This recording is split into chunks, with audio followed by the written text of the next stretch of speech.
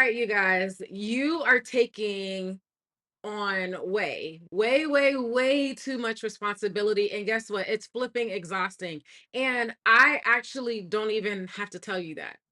You already know that. But today we're going to talk about it because I am here with a special guest, and we are going to talk about how to help you, me, her, all of us. We're going to get out of that and we're going to stay out of it because ain't nobody got time to be tired all the time, right? Right. So, hey, I am Rashida, and I help Black women reinvent their identity without work as the core because you are so much more than your job title. And once you don't have that as your core anymore, now you get to stand up and become the woman that you have always been meant to be and wanted to be. So, I'm so excited about helping you do that on this channel. I talk about letting go of workaholism, letting go of the idea of being a strong Black woman, and really making this shift to live our life in a practical way that allows who we are emerge in every single thing that we do. Ooh, it gets me excited every time. Okay, so I get excited about that, but then I also get excited about talking about our passions like food, travel, physical wellness. So if these are things that you like and you enjoy, I hope that you would subscribe to this channel, enjoy some of the other videos, enjoy my guests, enjoy all the things that I'm going to bring out about this topic.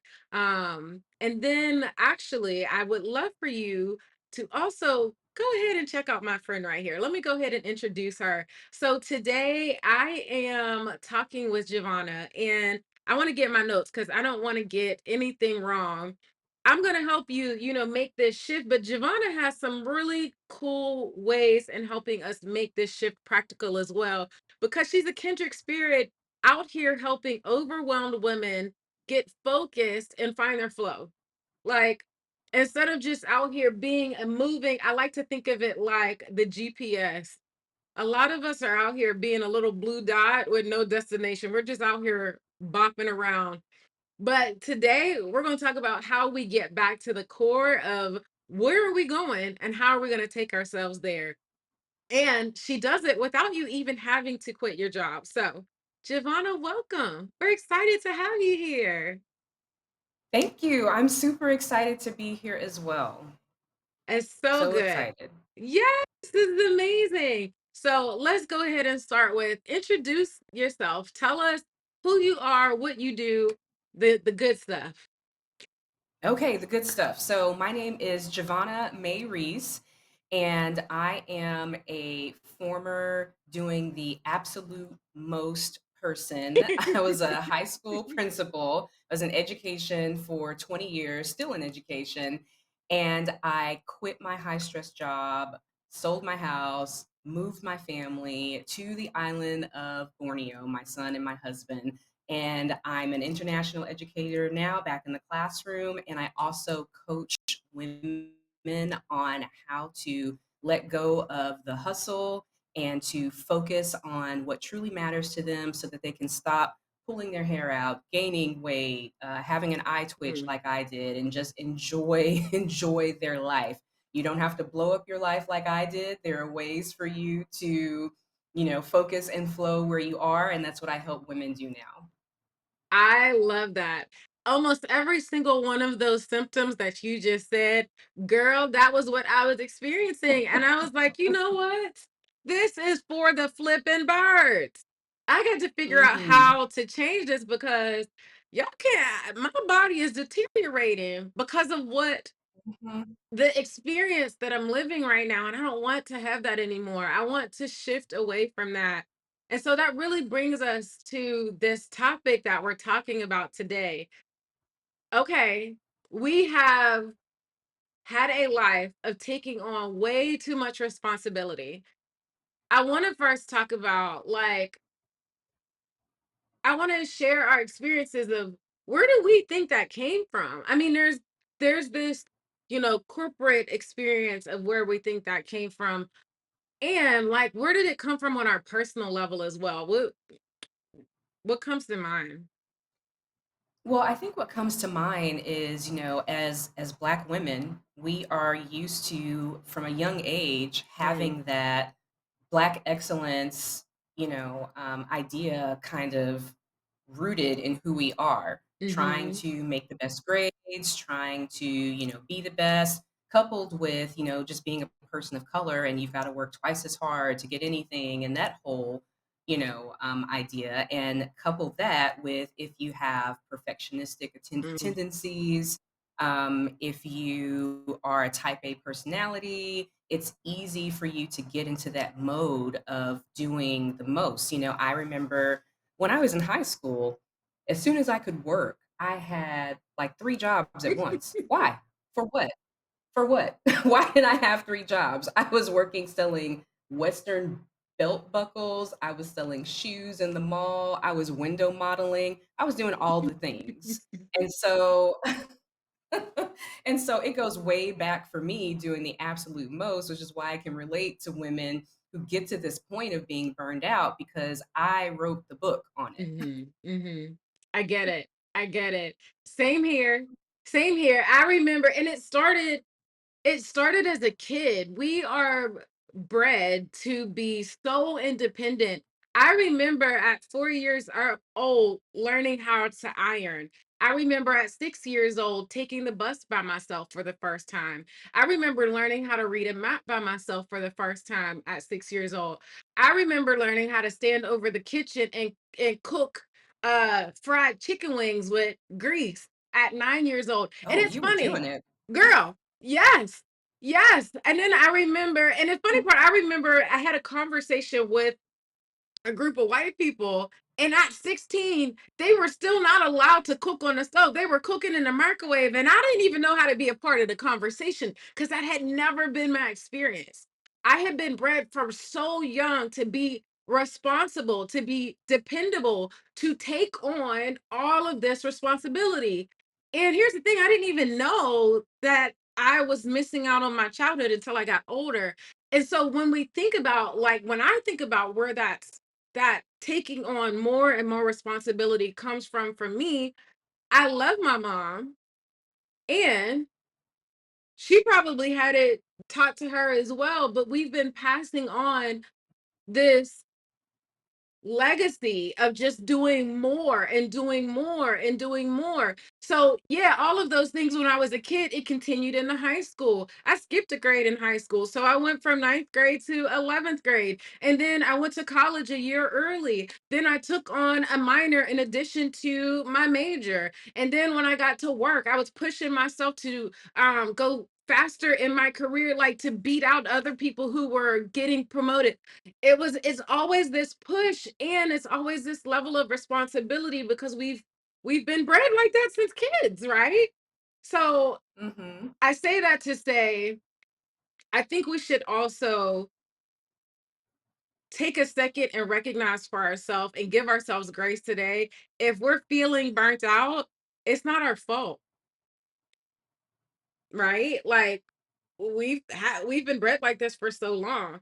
So with that being Yeah. said, I want to get into like what are some common signs of, for one, recognizing that we're taking on too much responsibility because sometimes we don't even think about the fact that we are actually taking on Mhm. too much, you know?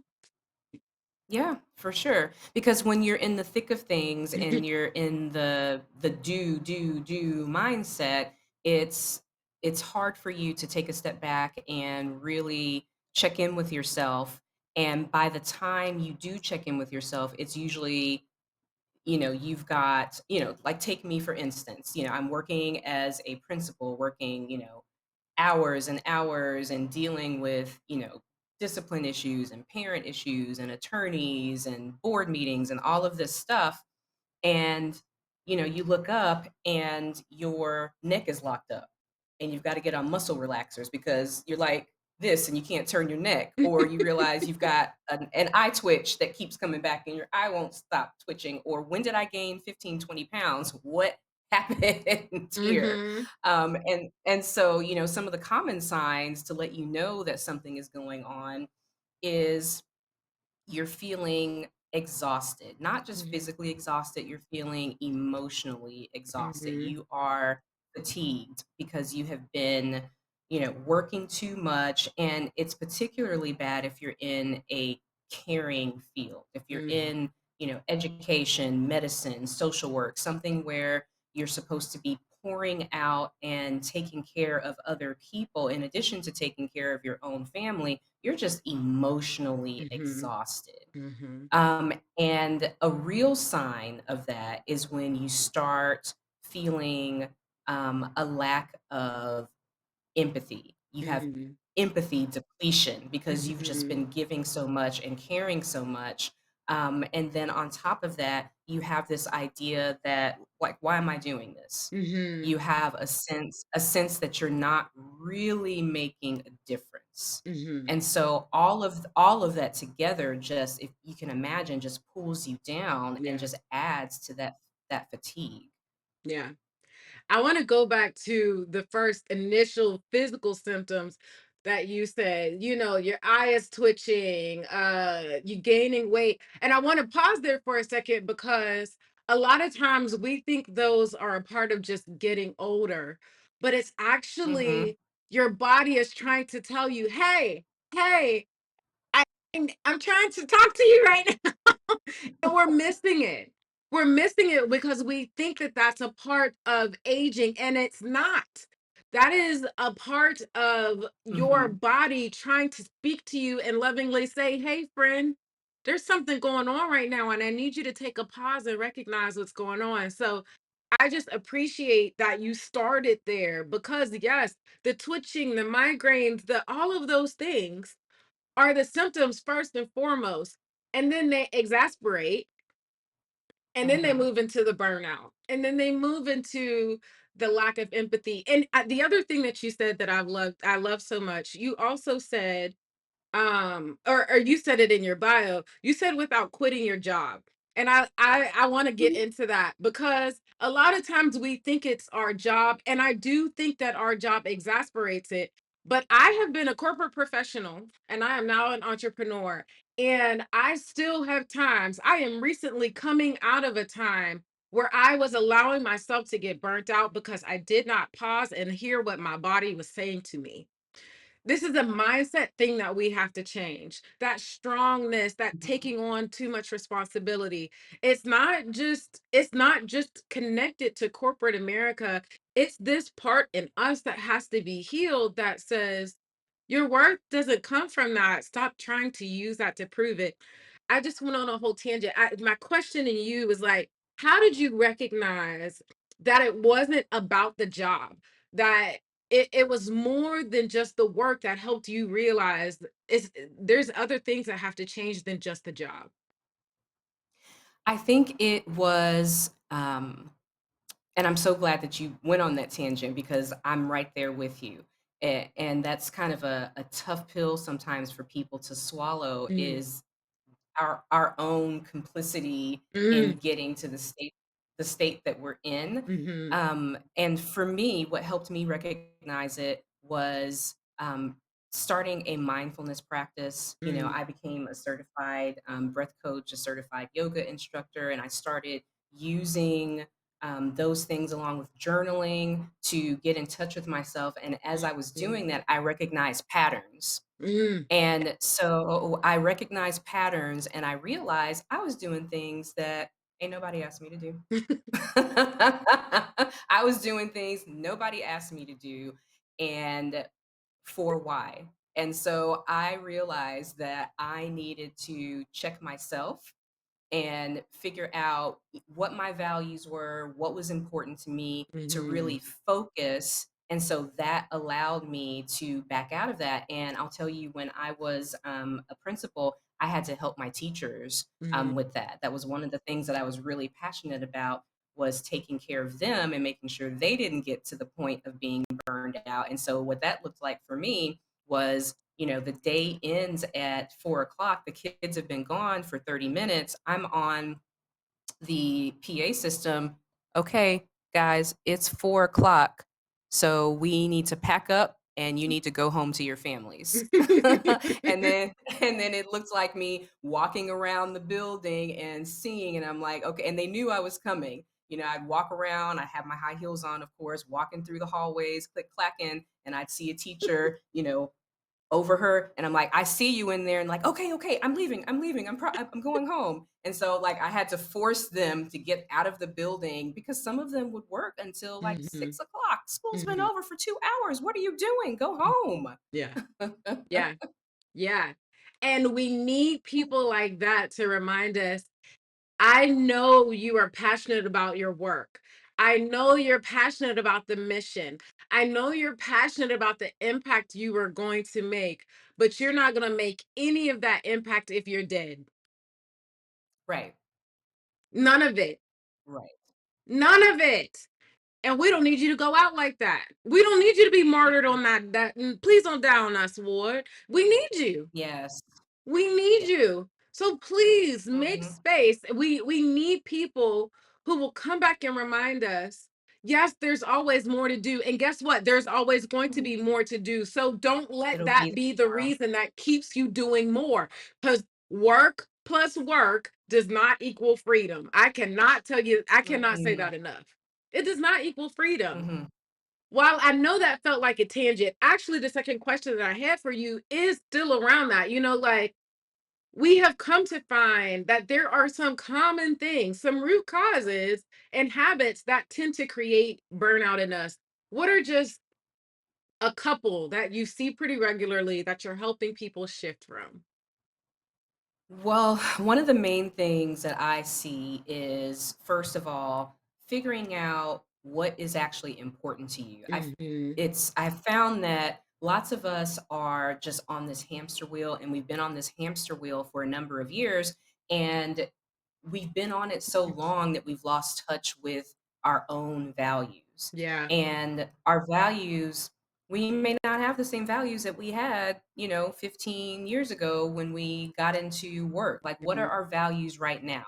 And Yeah. so once we're clear on what's important to us, then we can start making choices for our life that are aligned with those values. So that's the foundation of the Mhm. work that I do with people, is getting that right first. Yeah. And then from there, we can start looking at what activities do you have that align with those values, and how can we optimize those? How can we do more of those things? Yeah. But another root cause is lack of boundaries. Mhm. And everybody talks about, but it's so true. Mhm. Boundaries at work, boundaries with your family. Mhm. Um, you've got to get those boundaries in place so that you are not doing the most, and that you understand that you Yeah. can say no to things, Mhm. and it's not going to ruin relationships. Mhm. It's going to give you freedom. Giving yourself that structure Yeah. gives you more freedom. Yeah. And then, again, just being a woman, and particularly being a woman of color, societal Mhm. issues. So feeling like, as a woman, that you've got to do all of these things, and you Yeah. have to take care of everyone, and you can't say no to things. And if you do have a family at home, that whole second shift when you get home, who's doing chores? Is anyone helping you if you have a partner? And there's, that whole host of things just makes this kind of stew of burnout. Mhm. Yes. Yes. And when I think about all of those things, when I hear all of those things, I would say a lot of the root cause under that is guilt. We feel guilty Mm. that I didn't do more for the kid in my class. I feel guilty that I couldn't show up at my friend's event, even though I love them dearly. I feel shame for not being able to mentally detach from doing this from work when I know I'm supposed to be here with my family. And then the same shame that I have when I have a hard time detaching from my family to really be present at work.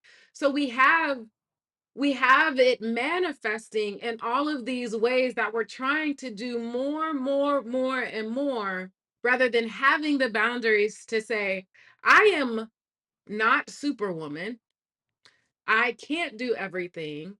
And I have to choose to use my no. Like, man, we all could use, I know I'm learning how to say no, and I could use even more lessons on how to say no. It's one of those things that I think 20 years, no, 20 years ago, 60 years ago, 100 years ago, it wasn't as hard. But we, in this day and age where we're so accessible to everything all the time, and everything all the time is always accessible to us, that if we don't practice our no, like, man, it's going to literally kill us, right? And I know that sounds dramatic, but I have experienced that. I have experienced the symptoms of it. So it's not dramatic, it's real. This is, Right. we're saying this, we're saying where it can go because we don't want it to get that far, right?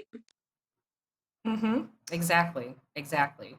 Yeah. And it's you definitely are correct. Like, we need to use our no more. And that's one of Hmm. the things that I help women with, because it's so hard for so many of us. And I don't know where I think I just came in life with strong boundaries.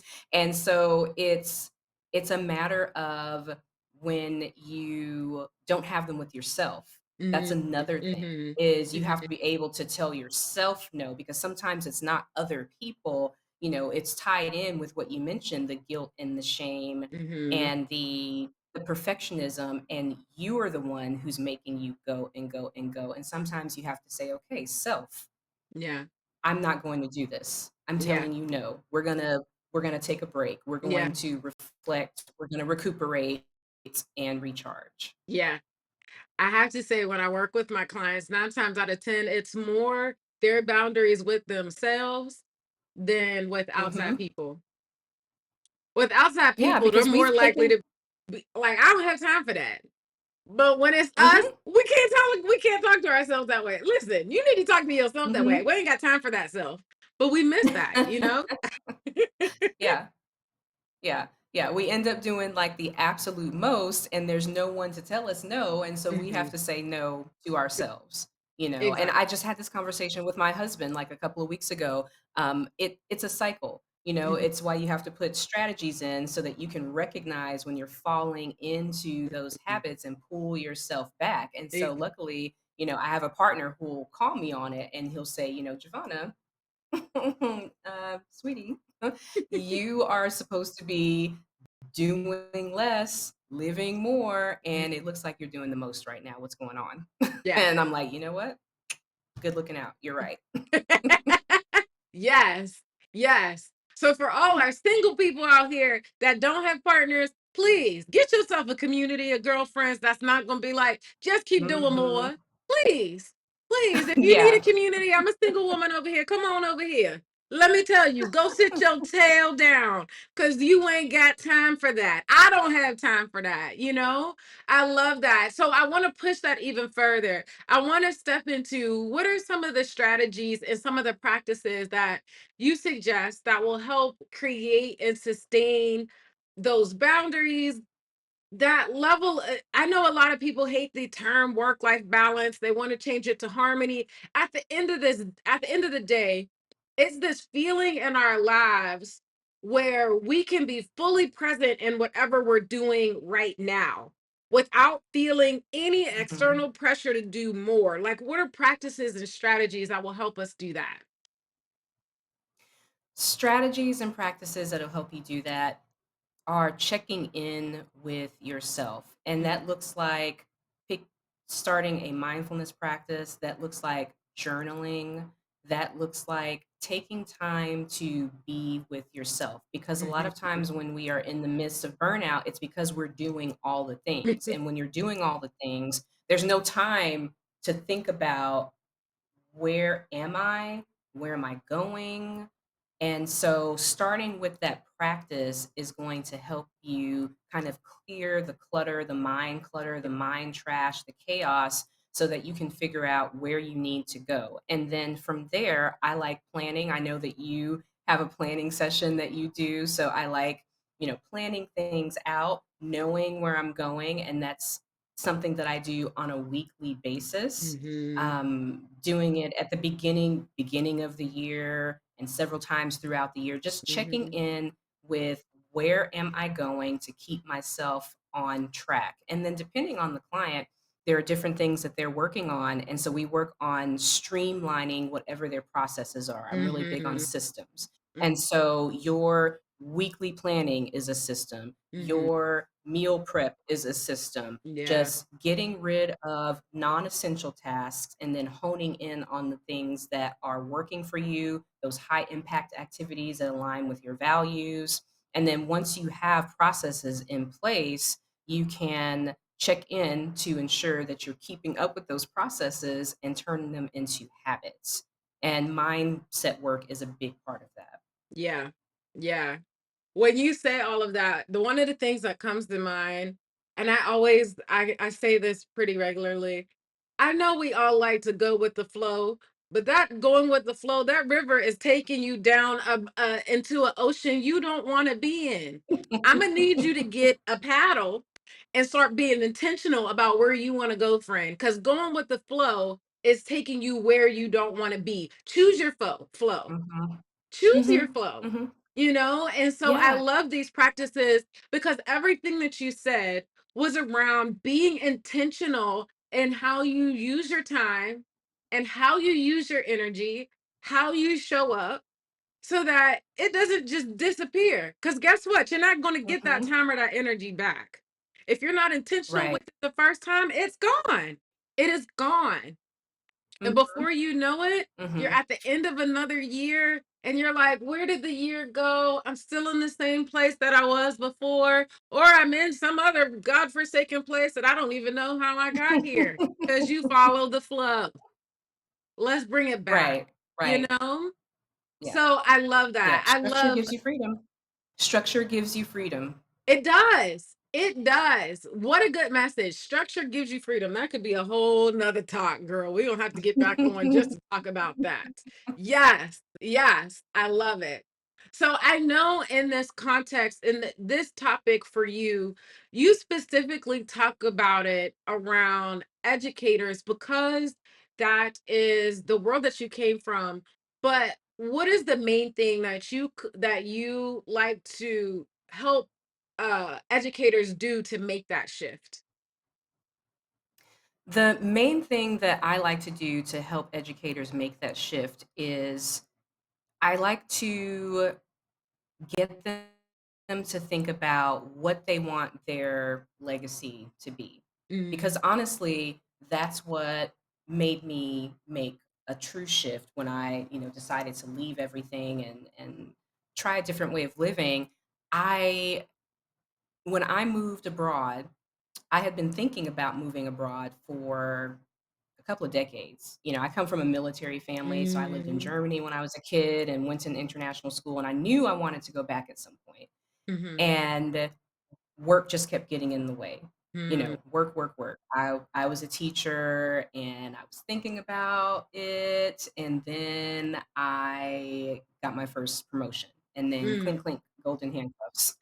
mhm, And so I couldn't do it then, couldn't do it then. And I got to the point where things were just so stressful at work. And I thought about the end of my life. None of us knows when our end is coming, but I mhm, imagined that it's a long time from now.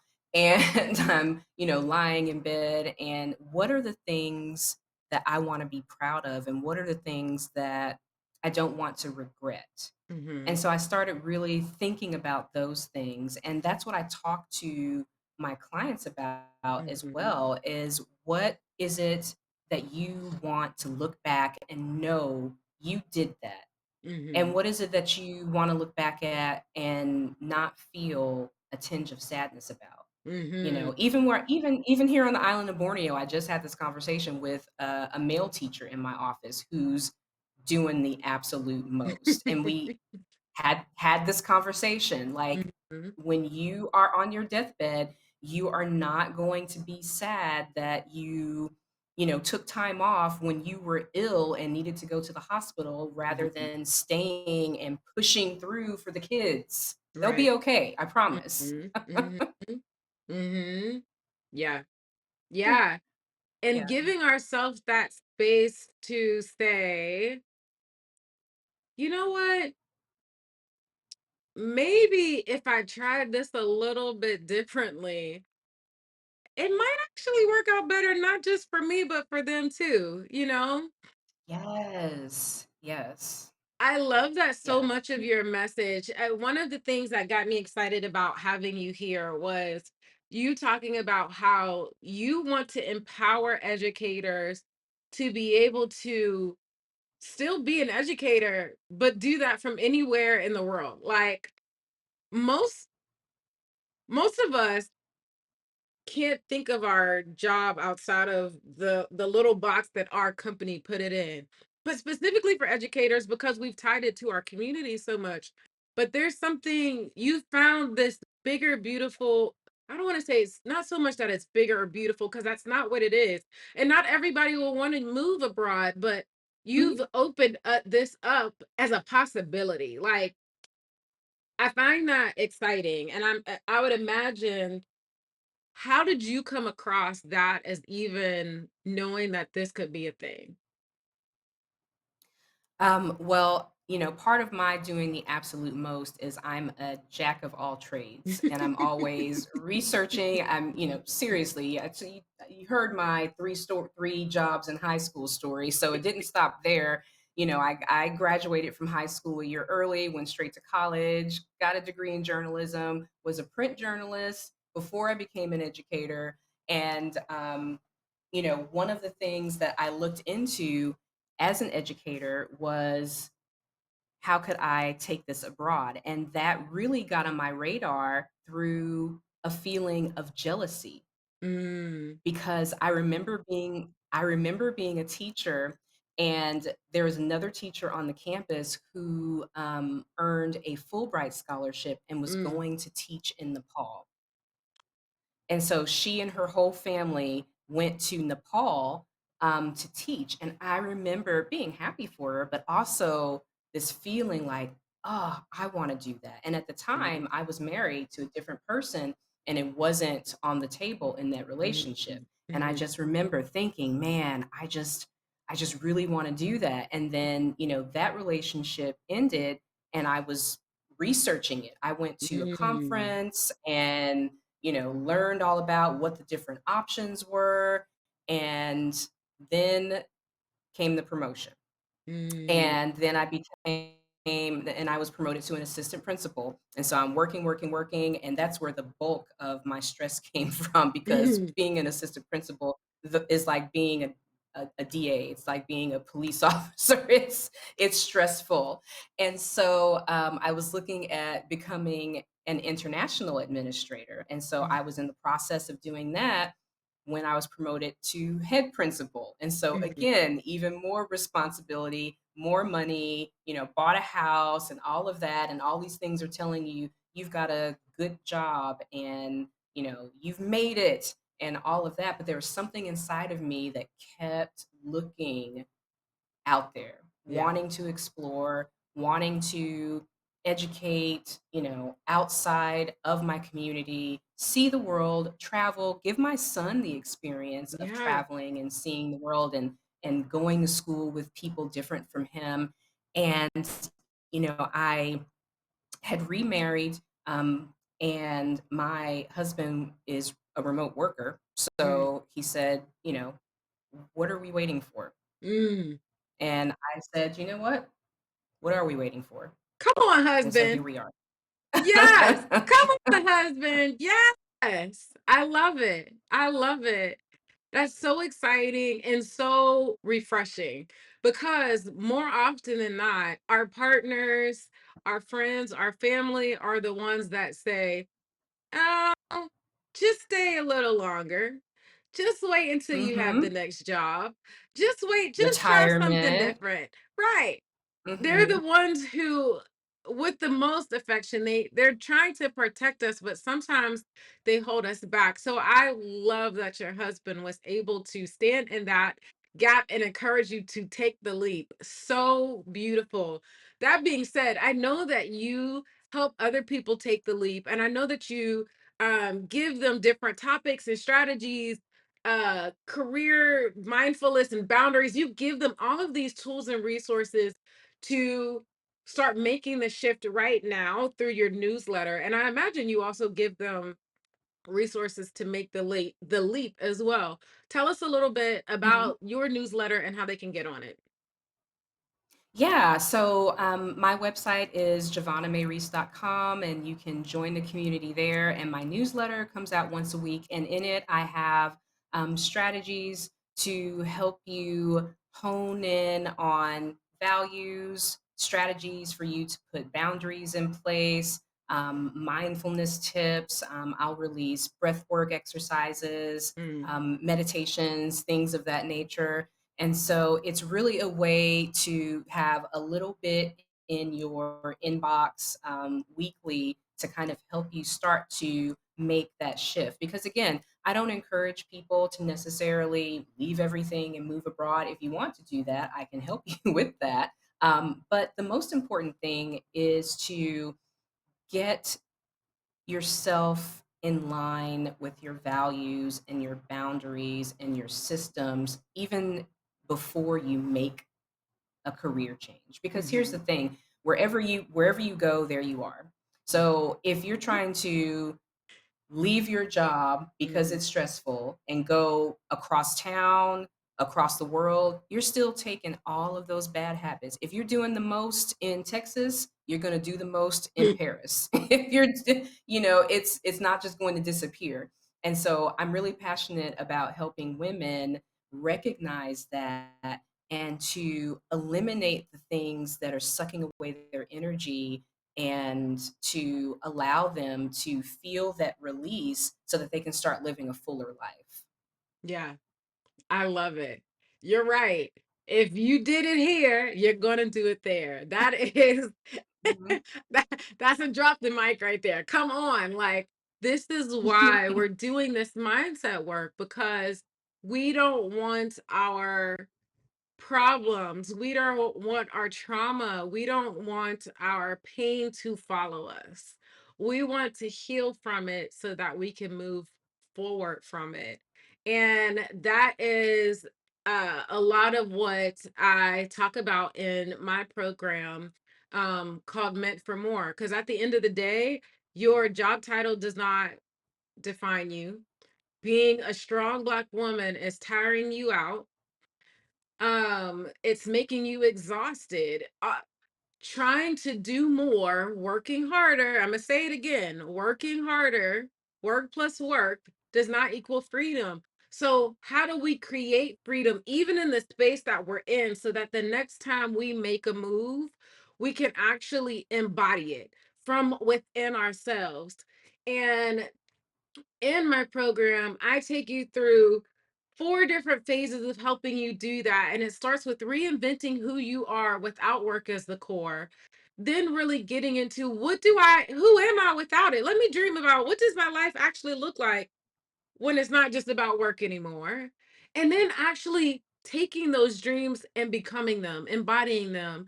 And so, if that is encouraging to you, if that gets you excited, I would love for you to check out my program. It's called Meant for More. You can check it out at meantformore.yourdreamstrategist.com.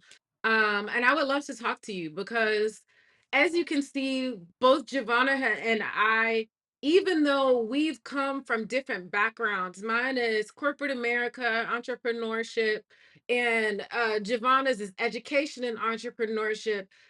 We have still been on this journey, and all of us Black women are on this journey to let go of this stereotype, of this pressure, of this, like, overbearing weight of responsibility. We don't have to hold that anymore. And we're passionate about seeing you move out of that and find you, whatever your version of freedom is, whether it's in Borneo or whether it's buying a tiny house so that you can jump around. Whatever it is, we want to help you find that, because you being the workhorse of America is not the goal, and it's not what you deserve, and it's not what you should be. So we want to help you change that. So you see, I get so excited, y'all. Come on. So I hope that you take some action, right? Because this is it right here. This is the thing. This is living your life. This is the part of You've known for so long that you've been meant for more and you haven't figured out how to take action on it. These are some ways you can start taking action. So make sure you take a second to get over onto Giovanna's website and to get onto her email list. Tell us that website one more time, Giovanna. Yeah, it's javonnamayrese.com/slash join the community. Right. JavonnaMayrees.com/slash join the community. And then if you're interested in checking out Meant for More, go to meantformore.yourdreamstrategist.com. You guys, I'm also going to have all of that information down in the chat. And then, um, Giovanna, thank you so much. I really appreciate getting on this conversation with you. I loved hearing your journey. I love hearing the transformation of the that's blossomed out of you. It's been so good to be in the same space with you today. Thank you so much for having me. It's been great. My pleasure. Okay, you guys, thank you so much for watching. You all have a great rest of your day.